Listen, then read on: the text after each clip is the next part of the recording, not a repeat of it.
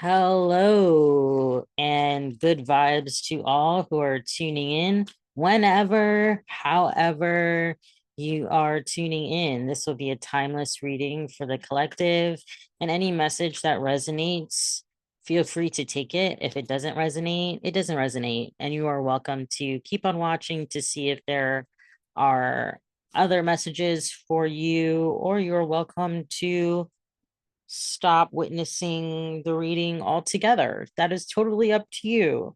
Today, I will be sharing an energy reading with the guidance of some oracle cards.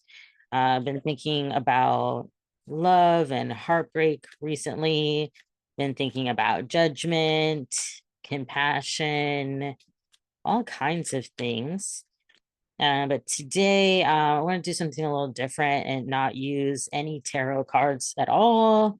So I'm only going to use archetype cards, oracle cards, and shaman oracle cards. And then I have some affirmation cards I have created, kind of like the beginning of a deck. I'm not sure where it will go from there. But I have some cards um, that I've started for an affirmation oracle deck. So I might pull a card from there. I'm feeling like some inspiration and some love is needed. So I hope whenever this finds you, that it finds you all right and okay spirits. All things considered, you know that the world is usually on fire, and likely when you're watching this, the world is still on fire. I imagine like there will be a time where people won't really be watching oracle decks because everything will just be so great. um so fine and dandy, so much peace and joy. You won't need to ask the psychic next door like what's going on. We'll be our own oracles and we can trust our own intuition and all of that.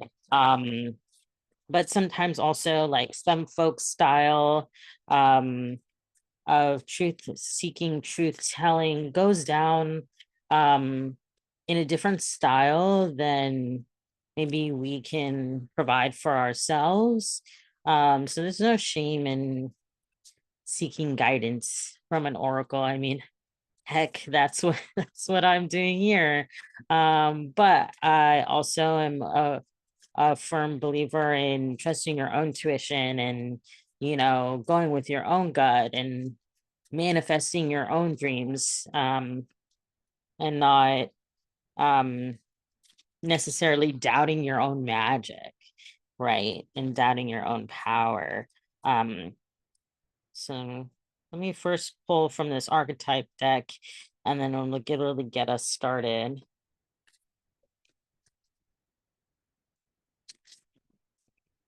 Feeling the need to actually go from the bottom of the deck. Wow.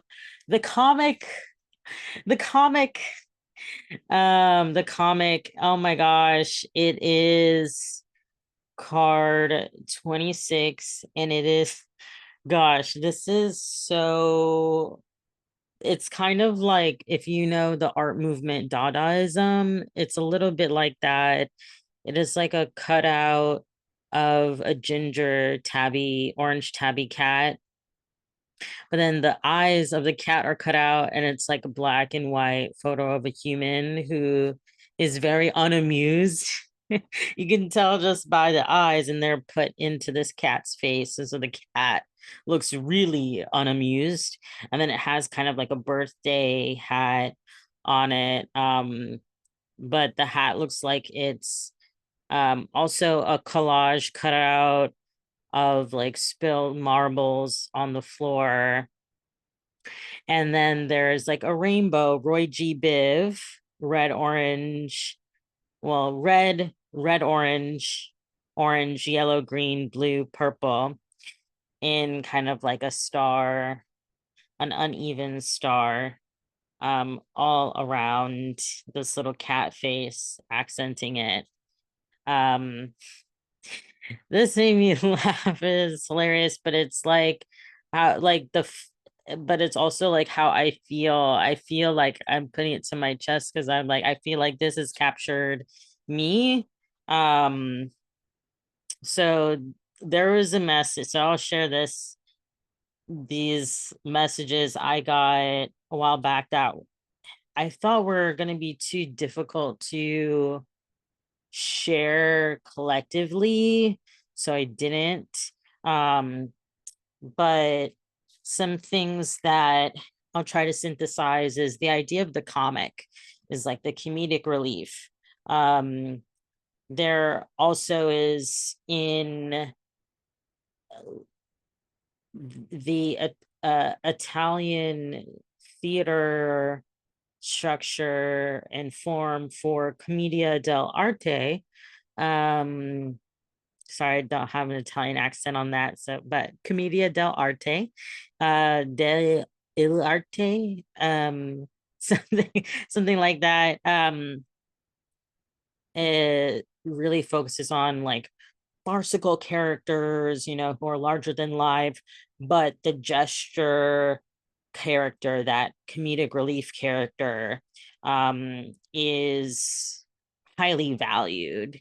So it's one of the few forms where, you know, it's not about the ingenue, the divine feminine. It's not about, you know, the love interests, although there are typically the like lovers in commedia dell'arte, there typically are the lovers like as characters. um that comedic relief like holds it down, and this is through they wear different masks that are dramatic, but also physicality. It's a really powerful form of theater, for those who are familiar with it or those who are interested in it. There's also the idea of like the divine feminine, the divine masculine, and then there's a divine comedy, which I like to think about. And for me, as I was working on healing the divine feminine, divine masculine, and trying to heal that union within myself, like heal those separately and then heal the union, I found doing it through comedy was really helpful. And it wasn't necessarily intentionally comedy, but I was stumbling upon memes and jokes, and then other references would come to me, and then I would look up the video, I would look up the song, I would Google it or whatever it may be, and then I would just be laughing my butt off. And that was really profound experience for me to be able to kind of let go of the pressure of what our society can put on gender, which is constructed anyway. And it really, it can be empowering for some people, but it ultimately distracts us all from like the big the big takeaways in life. You really, um and something I also was thinking about in terms of the comic, we also have the Fool's Journey in tarot, not using tarot cards today though. But it's supposed to be the journey of the fool, who is the naive, ignorant one, but also is the one who's daring to go for it anyway, despite the odds, the one who's daring to fail, daring to dream. Um, and that tenacity is really inspiring, right? But they're still going on this journey of learning lessons in life in all these beautiful ways. And that's also called the hero's journey as well, depending on who you ask. Then there is thinking about the fool or the gesture, court gesture, if we want to take it to a more Joker stance, court gesture, who is not necessarily top tier when it comes to class systems, however, is, and in many ways the smartest person in the room, because of that skill, because of the empathy because of being able to, despite what they're going through, to be able to entertain at such a high level. And with this card, it like I can almost feel the pain of the cat while they're being forced to entertain. So there's also that disconnect we have when you think about the Dark Knight, um the Christian Nolan film with um Heath Ledger as the Joker. And that was a really like heart-wrenching performance the whole time. Like this, character who is painted as a villain is just like really distraught with a lot of childhood trauma, which, that could be any of us, right? And a lot of us relate to that. And I personally could relate to it as well because I found myself not wanting people to be upset in this people pleasing type of way. And so I also would try to offer comic relief in, and sometimes I still do this like everywhere I go. Now I try to do it more for me and less to because I feel the pressure to lighten the mood, but more so because I want to help lighten the mood, or if I feel it's appropriate to take it there.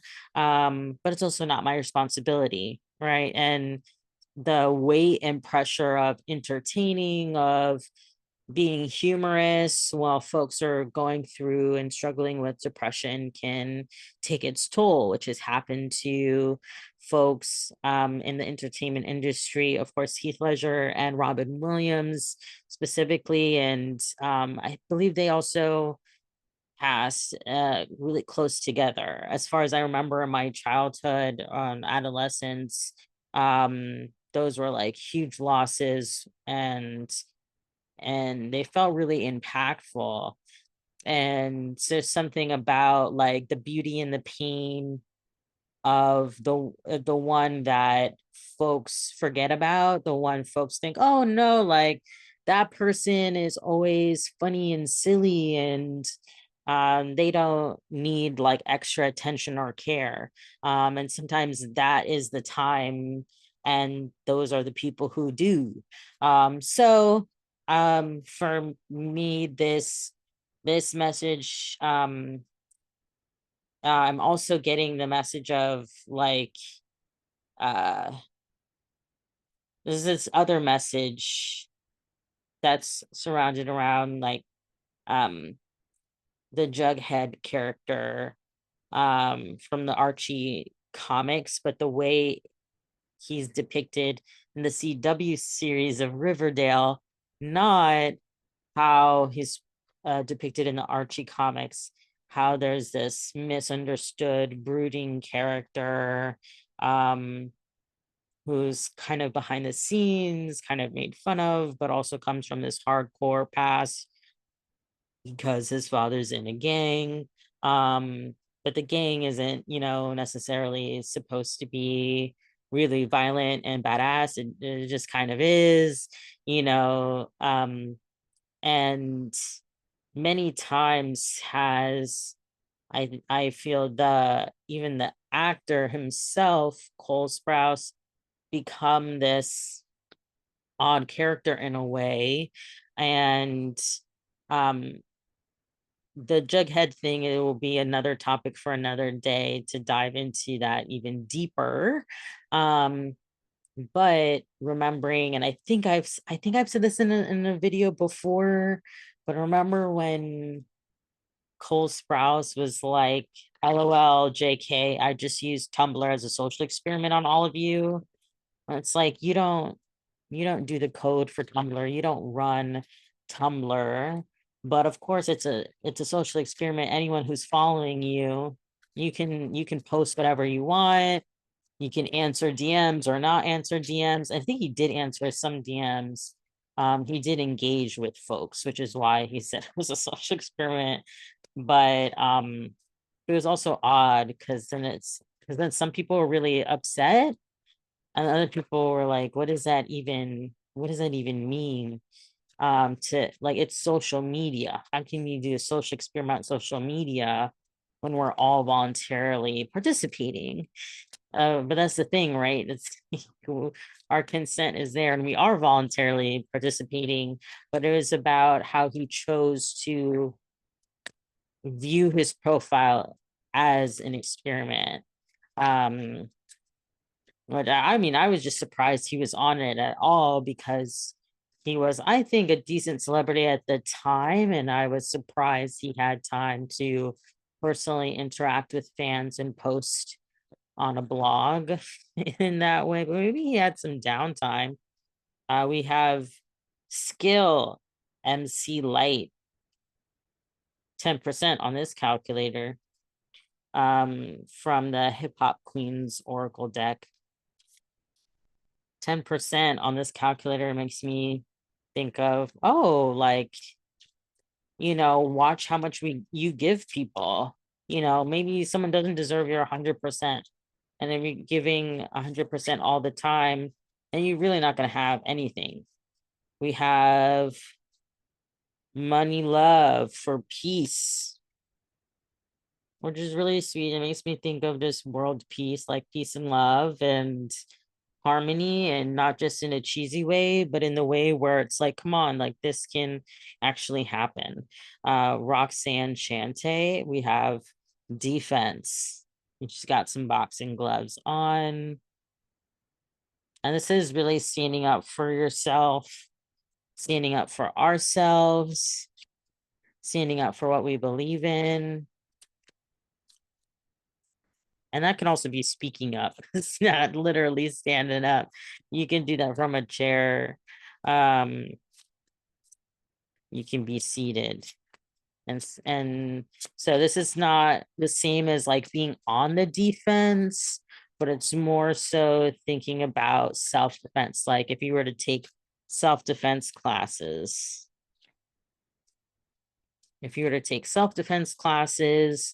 like then you would be ready when the time is come to defend those you love and care about, what you love and care about.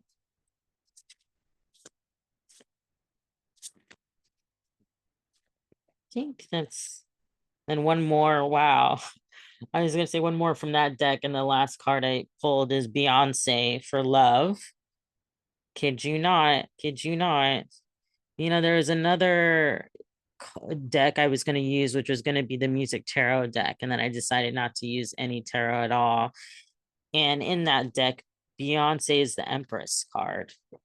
So kind of similar vibes. To get, let me go back through this. We have peace and love.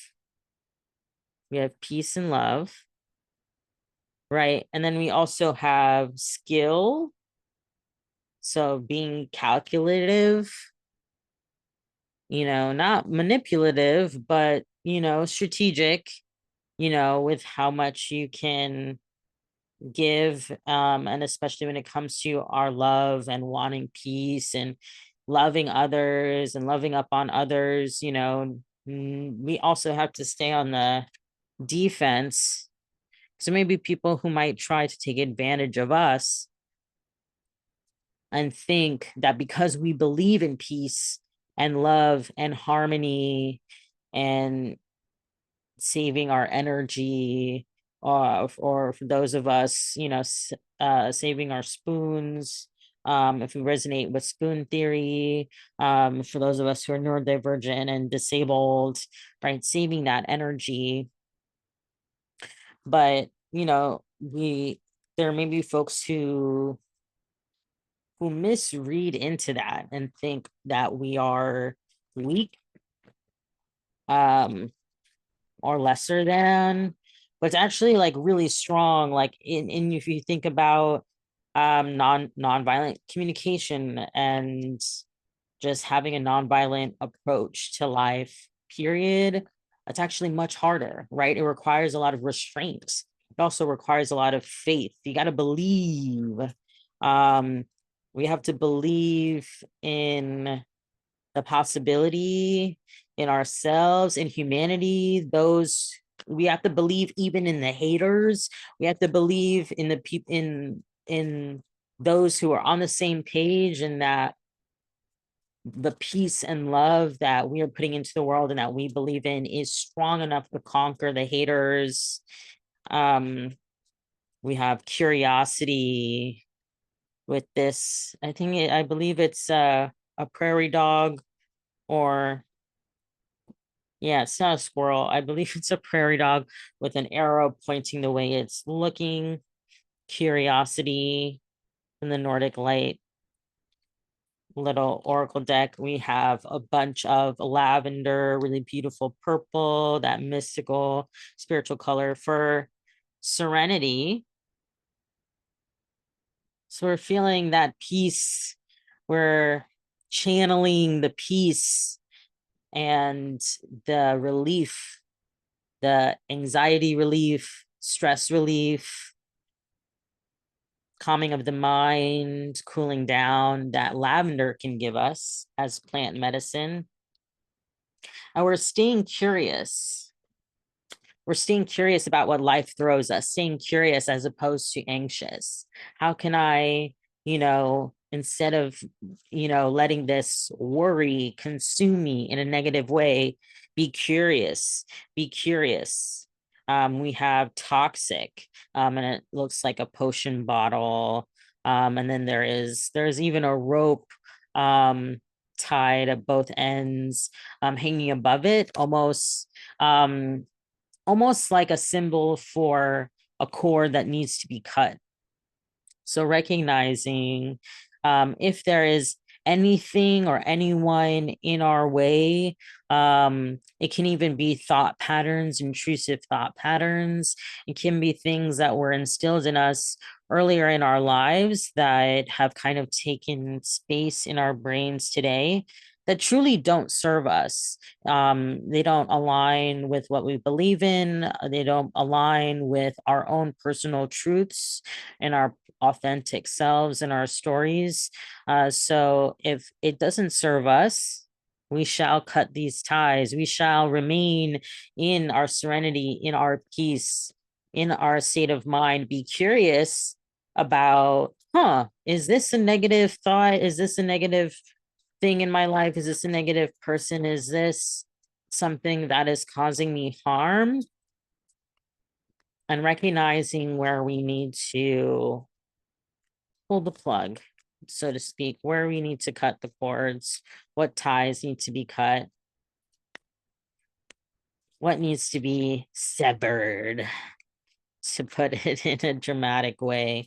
And then we have a little panda eating some bamboo, chilling with good vibes, because we want good vibes only. Yes, we do.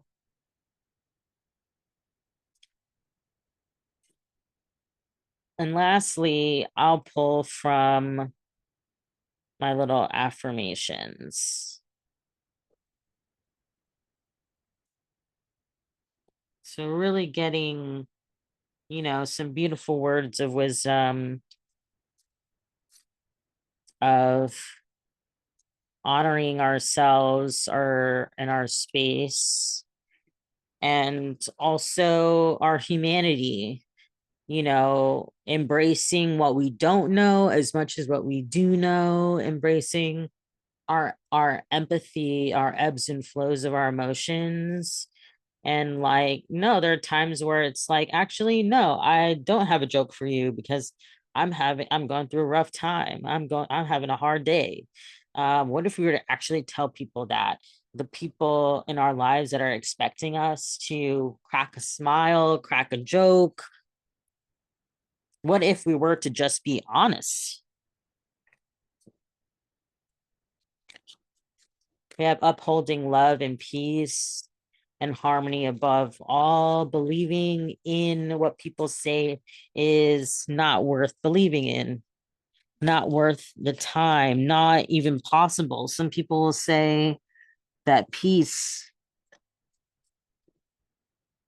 that world's peace isn't possible. Some people will truly say that. And it's kind of sad to say because it's like, well, if world peace isn't possible, then I don't want it.